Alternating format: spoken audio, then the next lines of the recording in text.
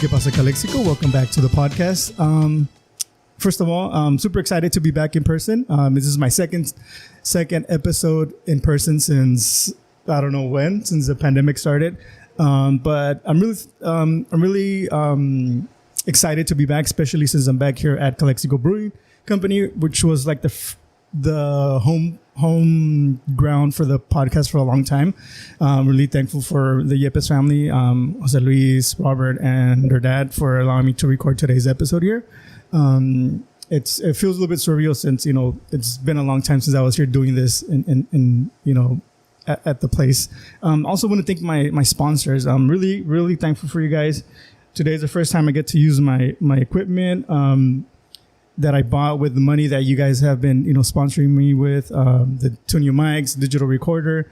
Really, really thankful for you guys. My sponsors are Camilo, Jake, Edward Velasquez, John Cabrera from Mercorp, Eddie Lopez from Roots Creative, and Ms. Norma Sierra Galindo.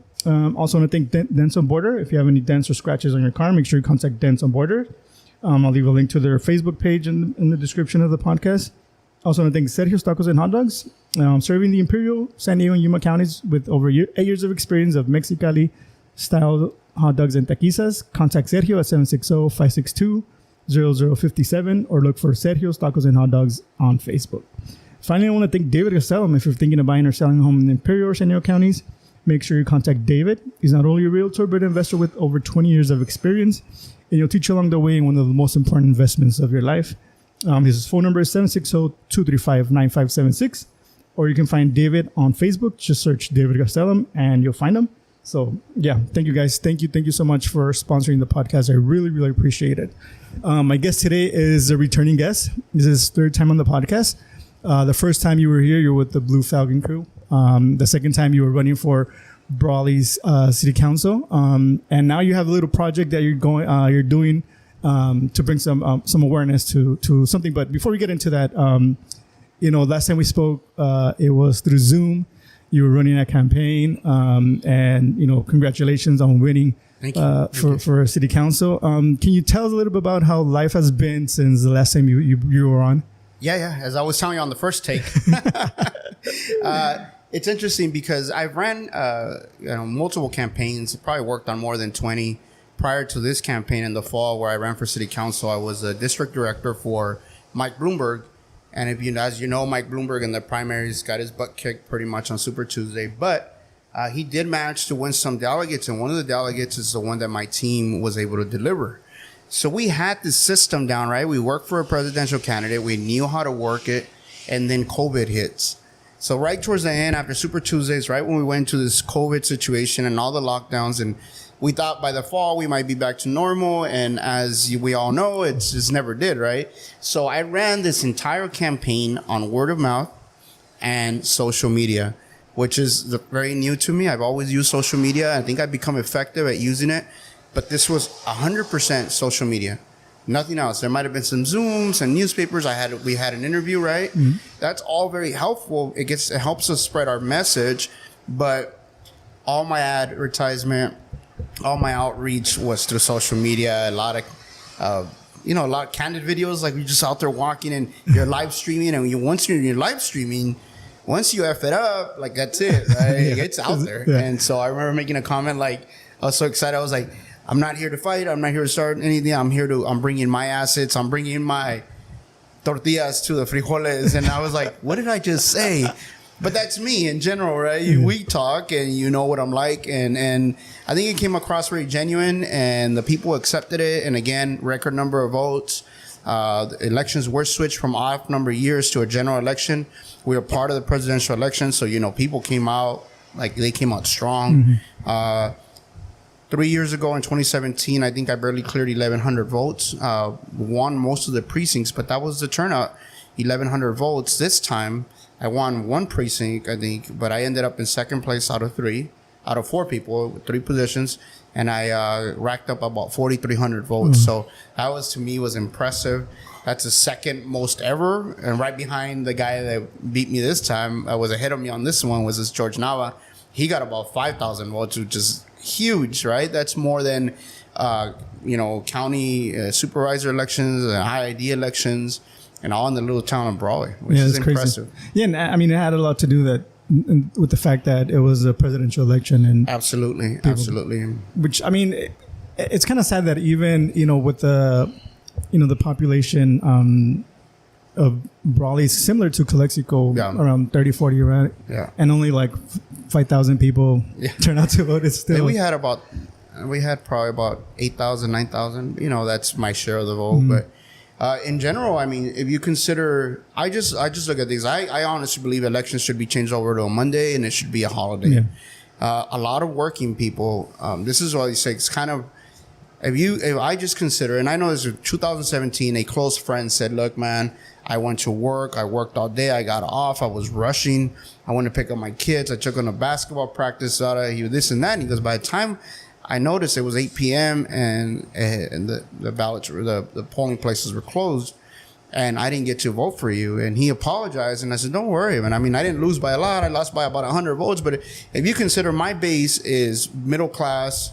Lower income folks, and that's where those people are on that day. They're working, and it's very difficult. What helped me out a lot was we had a lot of vote by mail. A lot of people did vote on the actual day, or dropped off their ballots on that day. So it was impressive.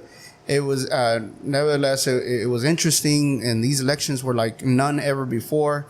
But I'm just glad that we came out, in one of the top 3 positions. And based on that, we have rotating mayorships. I'll get to be mayor on year 4 when I'm running for re-election. So I love it. And so it's great.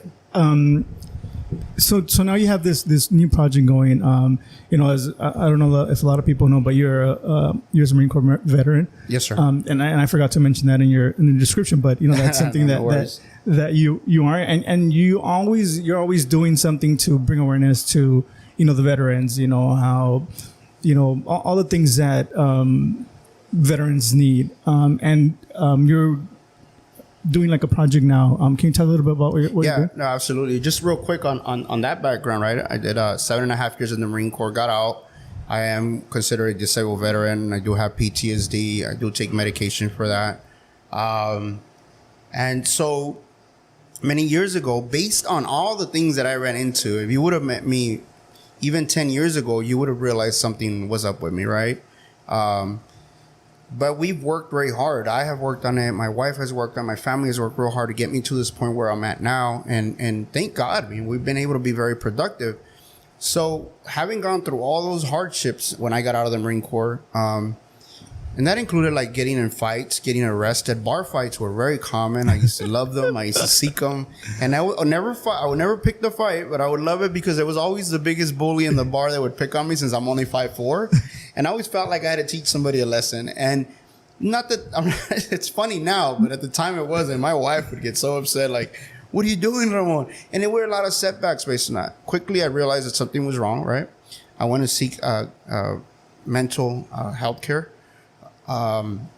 Went through several hurdles, like setbacks where I would go, come back. About you're going on 2 years. So the last day of my 4th decade, right? So 39 days, 364. I had a real bad breakdown. I ended up driving myself to La Jolla, VA. They took me in, they gave me some counseling, they calmed me down, they gave me some medication. They sent me home and we started the process to a full recovery. So I've been on therapy, counseling and whatnot, and medication, which is I need. And I learned to live with this, just like someone who was diabetic or someone who has, high cholesterol. You need to take care of this. But hey, we were trying to treat the symptom, right? So I've been going through counseling for the last couple of years. All right, with all that said, realizing and going through all this stuff many years ago, I realized that there was a lot more. So about 7 years ago, we started doing seminars, which basically we brought down the Veterans Benefits Administration. We brought in all the veterans that wanted to participate. They received a full presentation of all the benefits that are available to them through the federal government, and they were processed on the spot. Now, we haven't done it in a while because obviously everything that's happened, so we will have one this fall. After that, we decided to kick off the Blue Falcon crew, which was like adding comedy and a spin to the typical, motivational stuff that's out there. as a way of networking, laughing a little bit, letting folks know, and bringing awareness to mental health. And just Blue Falcon Crew is something in the military that's kind of like I don't know what the connotation is behind it, but I remember like getting a lot of you feedback. allow me to curse on this, right? Yeah. The actual term is a buddy fucker. It's like someone has just a knucklehead, and always everyone gets screwed over because of them. And they'll screw you over if they can to get away with something. So it's not necessarily like be the best call. That's not the one thing you want to be called, but we figured it was an attention grabber. So that's what we called it that. And we wanted to do some apparel and have like a spin-off of, excuse me, this beer is really good. It's also making me burp. We wanted to make people laugh through shirts and bring awareness to mental health. And so that's still there. It's an ongoing project. It's kind of died down a little bit because we all have different stuff going. But this project in particular, a year and a half ago, through the Blue Falcon Crew, we found out and were able to interview folks who are veterans, U.S. American veterans who served in peacetime, or actually some of them are war veterans that are being deported. So these are called originally they're called green card soldiers. Basically, they're immigrants, you're legal residents who decided to serve our country. This is the only country they know, and a lot of them don't see themselves as foreigners or immigrants. They just grew up here, right? They just happen to have a green card. And so they go through the process, they serve, they do their time, they come out, they serve honorably, and then they make mistakes. Just like, that's the reason I put my background out there. I don't go around, especially politicians, right? Elected officials don't talk about all their mistakes and the issues. I have no problem with that. I think it's important that more of us are open about, because if people see that you're able to succeed after having so many issues, it would inspire others to not just A, clean up their act, and B, strive to be, go even higher. Yeah. Anyways, so a lot of these folks end up getting into problems. A lot of these folks have mental health issues, PTSD, and that's what I would attribute to. Alcoholism is a huge issue in the military, and that's where most of us pick it up. A lot of us didn't even drink when we went to the military, became alcoholics in there. It's normal. Now I'm able to drink a beer or two, I'm able to control it. But in the past I didn't, and I'm not knocking on it because I love beer. You like beer, but abuse is a whole other story. Alcoholism is another story, not even able to control it. So a lot of these issues, a lot of these crimes that these folks committed are directly connected to our service, to PTSD, and to a lot of the stuff that we picked up as active duty members serving this country. And there are a lot of side effects. There's a lot of costs. We pay with our youth, with our body, with our minds, our mental health, our physical health, and our soul. Our families suffer. I don't think people understand the extent of sacrifices that people make while serving in the military. There's a lot to it. And a lot of folks come out, they're still young. You come out to this world as a civilian, you don't know any better. You go in when you're 18, you come out at 23, 25, and you don't know how to fit in. To be honest, it took me a while. But they run into issues. The difference is that people like me who are American citizens are able to screw it all up, and we get to make a comeback. We get to come back and try again. These gentlemen, these ladies screw up, and they get deported. They go to a nation, many of them don't even speak Spanish or Haitian or whatever language it is they speak. What do they speak in Haiti? French? I think it's French. So they don't speak French. They don't speak whatever language it is from the country they came from. They're deported. Most of the time, all their families are already over here because these are legal immigrants. And so that usually if you come here legally as a child, that means your whole family came with you. So now you're there in a country you don't know, the language you don't speak, a culture you don't understand necessarily. You're familiar with it, but and these folks are out pissing into the wind. And this has been a policy that's been in effect since 1996. It's 2021. We're talking about 25 years. Hey, man, apparently work has been getting done, but not enough. In my opinion, I think and I hope that this administration with its president, having his son had been served and, being a military veteran himself, will show some compassion and start working with us. So we're asking for a few things. One, we're asking that there's a streamlined process for our green card soldiers which one doesn't exist now. A streamlined process after 180 days of honorable service that they automatically become citizens without having to go through the whole background, right? If they're good enough to serve in the United States military, if they can pass the background just to get in and go through basic training, then the guys, what kind of background do you need to go through to become a U.S. citizen? One. Two, we're asking for an immediate halt to the deportation of veterans. So if they identify anybody who is currently in the system through, the state penal, legal system or federal legal system, that they are identified as veterans and halted. Either we stop the proceedings so that they can get their citizenship and then they can pay for their crime.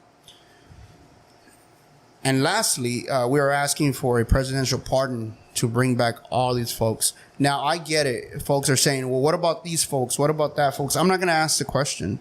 I can agree or disagree, or I can make excuses for the crimes. That's not my place. Had it not been because we failed as a nation to provide a system for folks who are serving in the military to become citizens, if there was an actual policy in place, these folks would have become citizens, would have gotten into trouble, they would have paid the time, would have paid for their crime, and would still be here.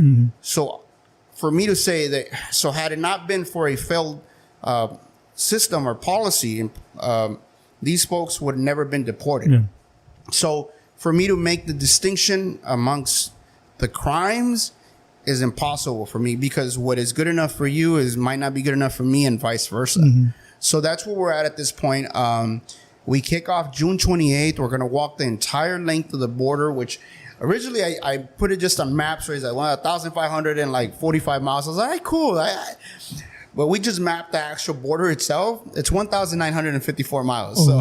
We have 45 days to do it. We kick off June 28th. We end up August 11th, which it was just a coincidence that August 11th, right, well, the day that we finish is also the day I turned 43 years old. Let's see how much my body ages between now and then. Probably feeling like 65 by then. Dang. So, how did this come about? Like, whose idea was it to, like, you know what, I'm going to walk the border to bring over? As I told you, a year and a half ago, we interviewed these folks. And one of the gentlemen who was instrumental to our success down south of the border and connected us with the bunker with Hector Barajas, who coordinates the bunker down in Tijuana, was Erazmo Apocada. Erazmo Apocada was an interesting individual, very contagious, and with a lot of energy, a lot of just an interesting individual altogether. He took us down to TJ. I remember you guys invited me to go there. Yes. Yeah, we should go. I mean, we should go. You can interview all the veterans and kind of see what's going on. But he was here in Mexicali, and it's probably been about a month ago, he received notification on a Thursday that he had finally been cleared after 22 years. By the way, he was a Gulf War veteran. And I'll share what he did, because it's common. It's public information at this point. He's released it in press releases or whatnot. He left the Marine Corps. He went on vacation. When he went on vacation, this is his story, right? It's on the Blue Falcon podcast. He found out his girlfriend was cheating on him while he was gone, so he came home. She wasn't home. He went in the house. He tore up her waterbed, right? Some kind of passionate crime. And he stole her dresses. And I remember I asked him on the podcast, did you wear them? And he was like, no, you mother. He cussed me out. It was so funny. But that night, he had only had 4 beers, and it was very evident he had mental health issues. Like I said, again, he's a war veteran. And, it's not for me to determine how this happens. We all have these different, our chemical balance is different in our minds and our bodies. So we're all affected differently by experiences, right? So he had issues, and we brought him home, and then I would realize he needed help. Anyhow, about a month ago, he receives a letter that he had finally been cleared. And so he could start the process to come back to America, to the United States. That Saturday, he was found dead in his backyard. Wow. Yeah, so Sunday afternoon, they had the wake, and Monday morning, that same, 2 days later, they had the funeral. And so we were invited with this new nonprofit that we just formed called American Veterans Homefront Initiative. we were able to help out the family. So we went down there to deliver a check to help the family with the proceedings, some of the expenses of the funeral, and also kind of help them get through the month, right? Mm-hmm. And as we were there, my buddy Raymond Gonzalez was a part of the Blue Falcon crew, right? Him and I ended up having a quick makeshift. We brought a flag with us, and we ended up having to have a flag ceremony for Erazmo's family. And then I had to present this flag to the family. I told Raymond, "You do it." And he was like, "No, you're doing it." And I was like, it's one of the hardest things, like emotionally for one, to go down and to deliver that flag. Yeah. And so I gave it to his wife, and he had an 8-year-old daughter standing there, who then took the flag. And I was ashamed for the very first time, not ashamed to be an American, because I'll never be ashamed of that. I'm proud to be an American, but ashamed of the policies that our government has in place, because I had to deliver an American flag to an American war veteran, Marine Corps war veteran, to his daughter in a cemetery in Mexico. And I was speechless for a moment. It's hard to put that together in your mind based on the way we express ourselves about our veterans in this country, right? Everyone's, heroes, and everywhere I go, thank you for your service. Yeah. And it gets so awkward. I don't even know what to say most of the time. I think most of the veterans are like that, where they don't know how to react when... Right? It's just because it's not something we did out of we don't. It's just unexpected. It feels good though. I will tell you that. So I appreciate it when people say that. It makes me. Yeah. A thank you is always better than anything else, I think, and I appreciate that. It's weird to answer it. How do you answer it? Like, you're welcome. It's just weird. Anyways, for a country like ours, who we look at our veterans like heroes, and we want to promote them and use them, and anybody who is a veteran right here is we're entitled to all these other extra little perks that we earned, right? And it was shocking to me to be there presenting a flag. And so that stayed on my mind. The following weekend, we had Memorial Day, and we were walking. We do the annual walk that Ernie Mariscal puts together from Westmoreland to Brawley. And as we were walking, I space off. My mind just wanders. And that was on my mind because I delivered a message at the funeral. They asked me to speak again. I didn't know what to say, right? And I'm just there to help. And so I said, okay. So I spoke a little on Erazmo. I spoke on what he did for us and his personality. I also gave them my word that his death was not the end of it. If anything, it was the beginning of a much stronger movement, because we're going to walk this. We're going to push for real policy change to help out these veterans. So as I was walking from Westmoreland to Brawley, it just clicked. It's 7.5 miles, no sweat, right? A little tired. And I was wearing a vest, heavy. I was tired, but I felt okay. And I was like, you know what? There was a gentleman who crossed from Boston to San Diego a few years ago. He did it all. He's 68 years old to bring awareness to veterans issues. However, this is one issue that no one talks about. America's dirty little secret, I think. And I thought to myself, if that gentleman did it, he inspired me. Erazmo inspired me. He never gave up. He fought to come back to America, even though he was rejected by this nation. All he wanted to do was come home, come to America, because in his mind, he's an American. Yeah. And so I decided, you know what? We're going to do something to bring national attention to this. And this will bring national attention because nobody does this. People do stuff like this, but it's very uncommon. And it's it's going to be a coordinated effort. I'm going to walk it. We're going to cross the border. We're going to visit shelters. We have a podcast called the Extra Duty Podcast out of North Carolina. There's still active duty military soldiers and other veterans who want to be involved because they understand the issues of mental health and PTSD. And so they're going to be interviewing this whole thing, right? We have other folks that are helping. Frank Salazar and his group are helping with our press, make sure this reaches national audiences, that it reaches the president. So we got a whole bunch of stuff happening. And when we walk down that line, we're going to cross the border. We're going to visit shelters that are all shelters for American veterans south of the border. That's crazy. And we're going to live stream that. Social media is like the greatest thing to happen when it comes to public exposure. And so we're going to do all those things. And so it's a coordinated effort. It's not just me. It's a good 20 people now The only thing that I'm going to do is go for a nature walk and enjoy it. It might be a little hot. Yeah, that was the first thing I asked you when I saw you was like, why right now? Why in the middle of, especially this heat wave is, I mean, I'm sure that you didn't know we were going to have this freaking crazy, 120 degrees. Yeah, it came very suddenly. But, I've worked construction for 15 years and I've been in management for a long time. Just last year, I had to do it. I had to work and slam solar panels up in Riverside. Temperatures are the same, soft ground, sand. And my body will adjust. It's a nature walk, so I'm not really concerned with the elements. What I was concerned with was the timing. If we wait any longer, what will happen? What kind of policies will be pushed forward? Or will anything happen? Or will we lose more veterans down there? And in my opinion, Erazmo had issues. Had he been here accessing his medical care through the Veterans Administration, he might still be alive.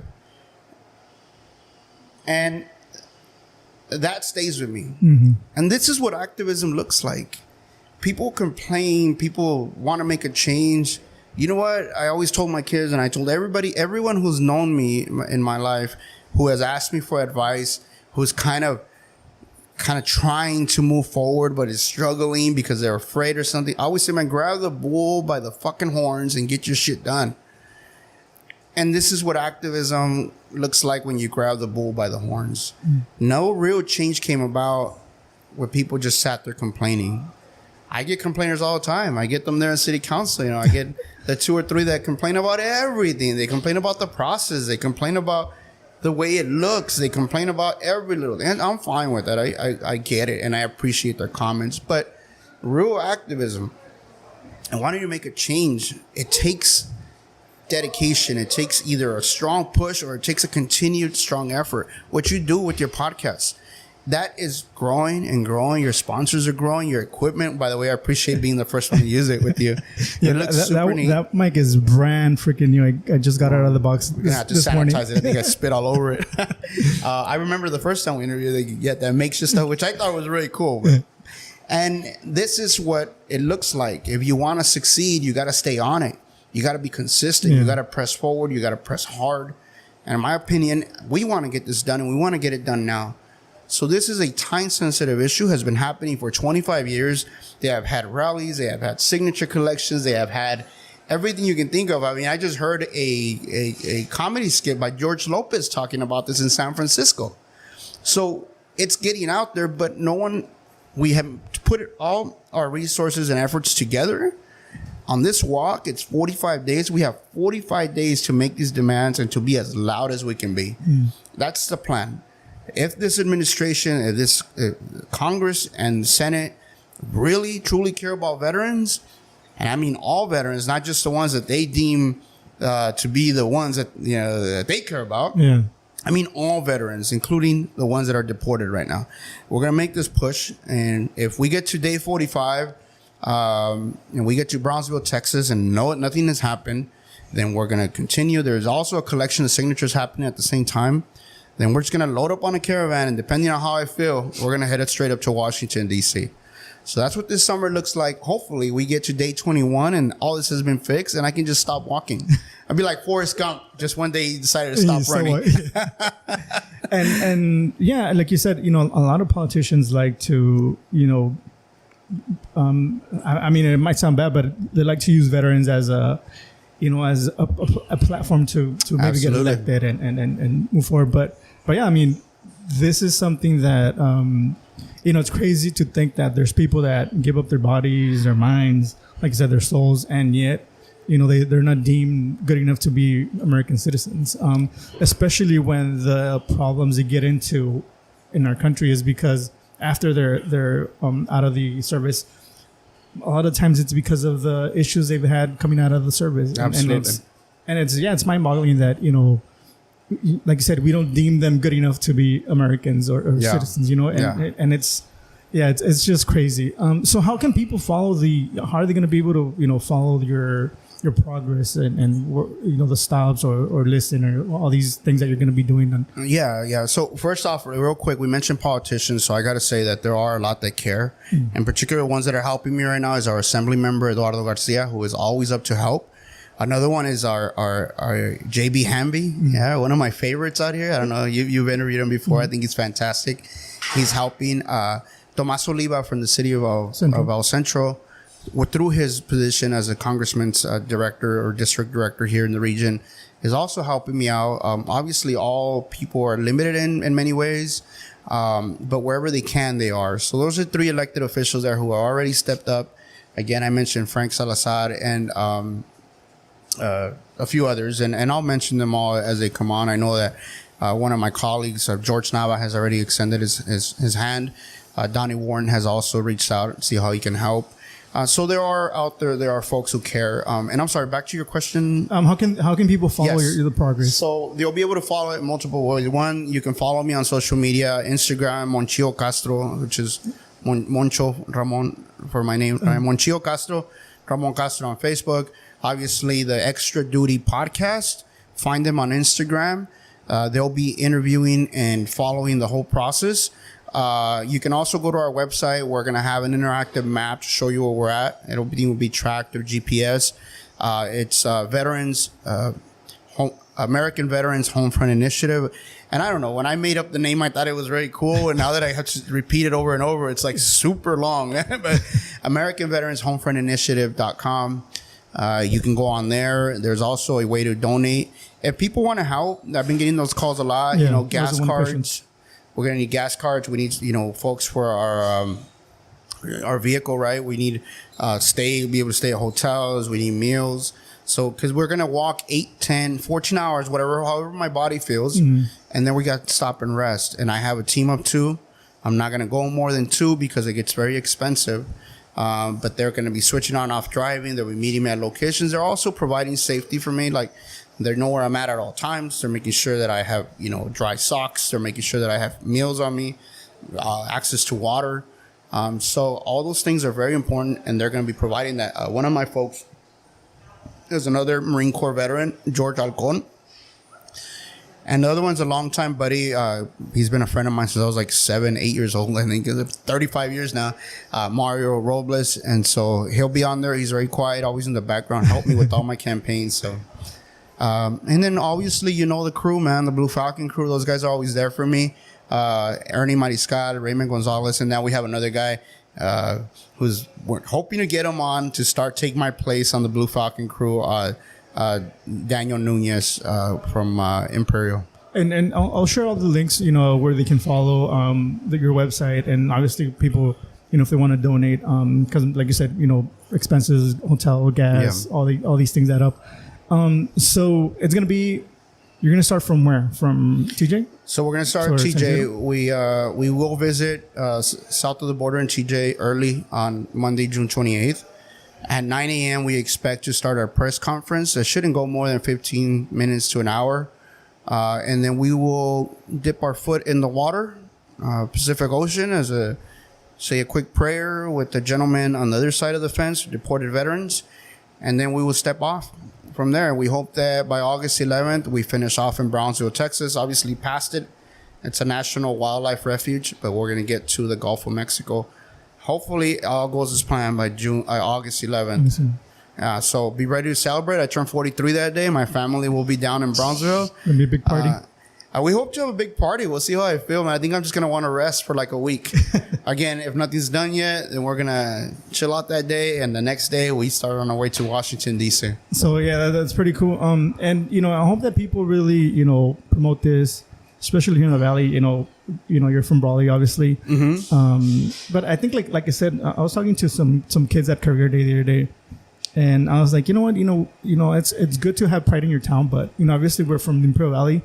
If you zoom out on Google Maps, this valley is in the middle of nowhere, right? And we're all here. It's us. I love Calexico and everything, but I feel that especially like when we recently had a COVID outbreak here in the PD, El Centro stepped in and helped us out.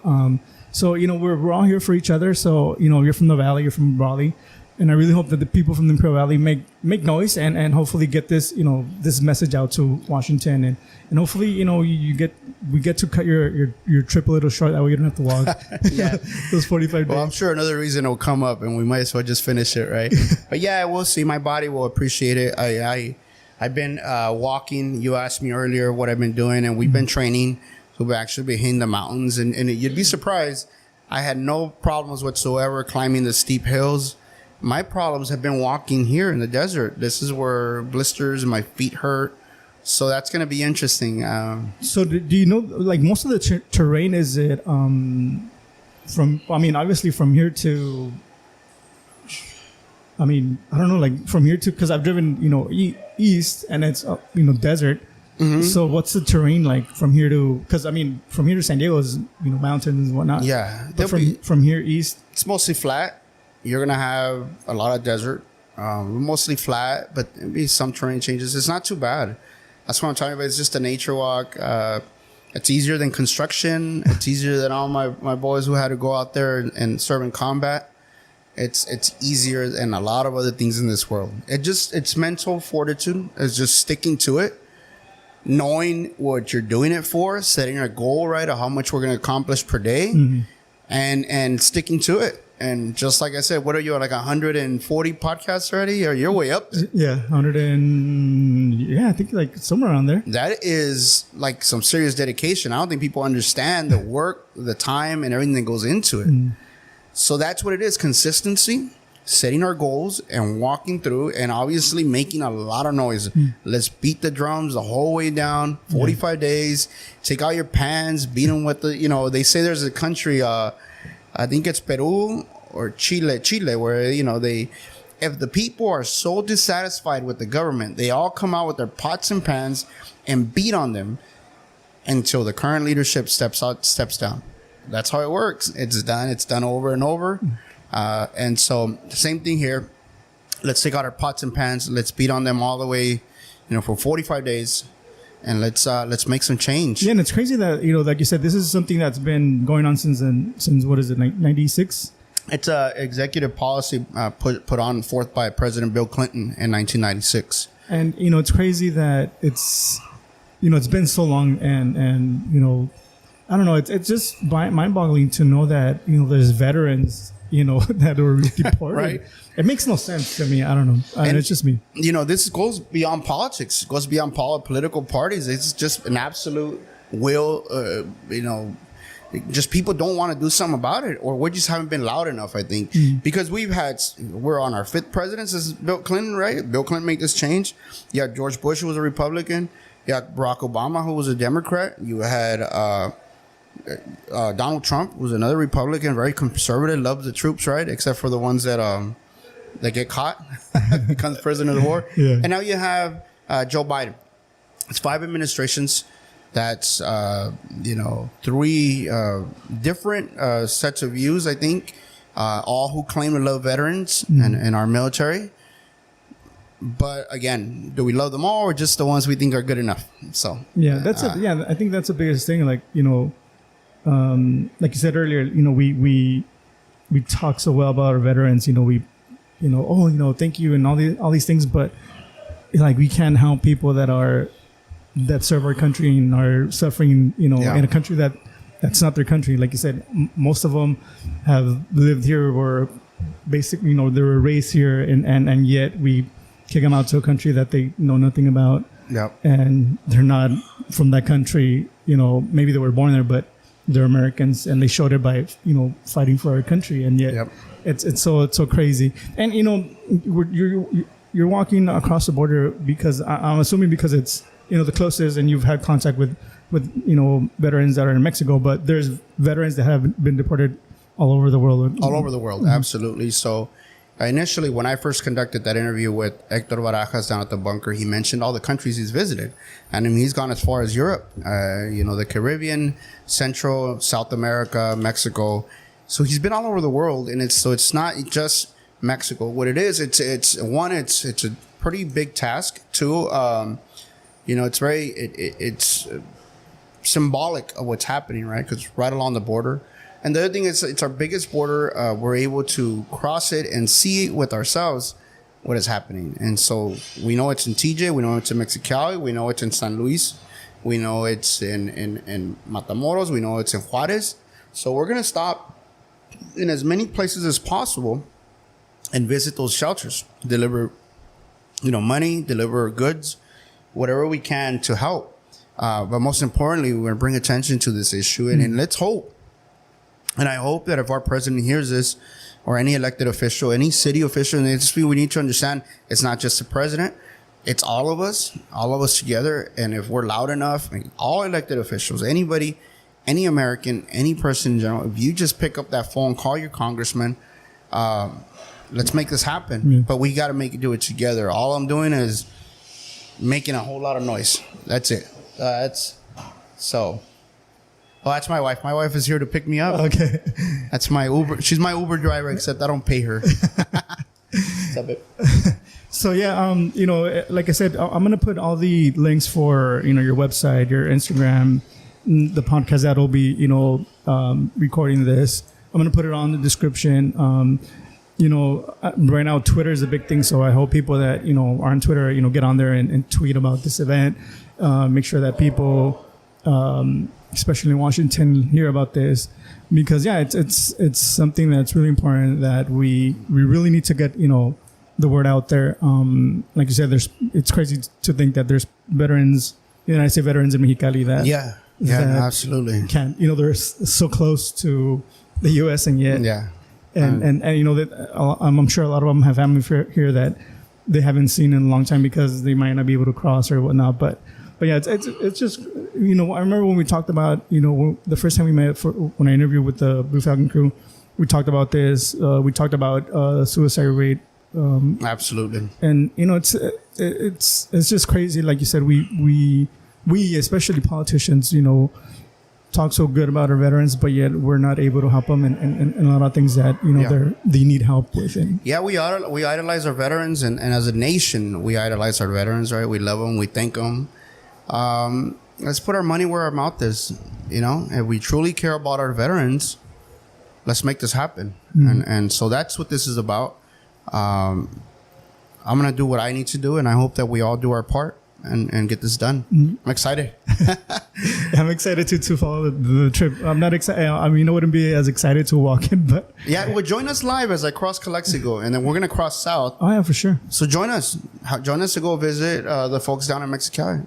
That's a pretty simple process. Yeah, I'll try to join you guys. So we're gonna coordinate so that we do our stop ends here at the port of entry that day, and we're gonna continue to visit. Then we'll stop for the day and we'll pick up there the next day. So okay, all right, cool. So any closing thoughts that you would like to? No, just I want to appreciate you bringing me on again. The number 3. It feels like we're always up to something, right? Yeah.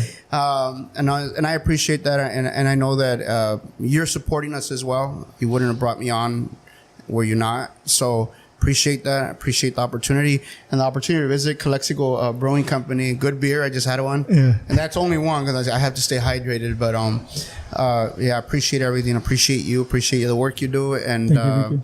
Everybody, if you want to join us on the walk, even if it's just for 100 feet or 100 miles, you're more than welcome to. Not just you, but anybody listening, anybody in our community. The more the merrier. It gives us more energy, right? You see the support, you're like, yeah, man, we got another few steps left in us, because it's gonna be tiring, it's gonna beat us up. But I'm looking forward to the challenge, and this might be the last big thing that I do in my life. But if that's it, then I'll be pretty satisfied with it. Yeah, especially hopefully it'll cool down between here and. I doubt it. At least. Well, the heat wave might drop. Yeah. But yeah, you mentioned that I brought you on quick, but I was really excited when you told me about you texted me the picture of what you were doing. I was like, man, that's crazy. Let's come on and talk about it, because I don't know, it's just. I don't know, like I wouldn't think of walking so much, but it's so for such a great cause. And you're always working, to bring awareness to the veterans and the things that they need. And this is only one of the many things that our veterans need. And I thank you for what you're doing. Thank you for your service. Yes, I'm excited to see your journey, and I don't know what else to say. I'm really, really excited for what you're doing. It's challenging even to think about it, right? But it's something that's doable. It's something you break down into steps and days, and it's doable. I think that we can accomplish it. More importantly, I think that through this and the combined efforts, we can accomplish the goals that actually matter, which is helping out our veterans. That's all I care about. After that, then we'll find something else to fight about. But for now, let's unite and let's help bring these folks home. Yeah, for sure. All right, Ramon. Well, nothing but luck on your journey. And I want to thank you again for such a short notice to be on the podcast. You got to use new mics. Yeah, I feel good. I mean, I feel like I even sound better. I don't know. You do. We'll know when it comes out, but yeah. Yeah, for sure. But yeah, thank you again. Good luck, and thank you guys for listening. Thank you guys for joining in. Make sure you share all the information I'm going to put on the description of the podcast, so that you can help Ramon bring awareness to this issue. We'll see you guys in the next one. Stay cool. Thank you, sir.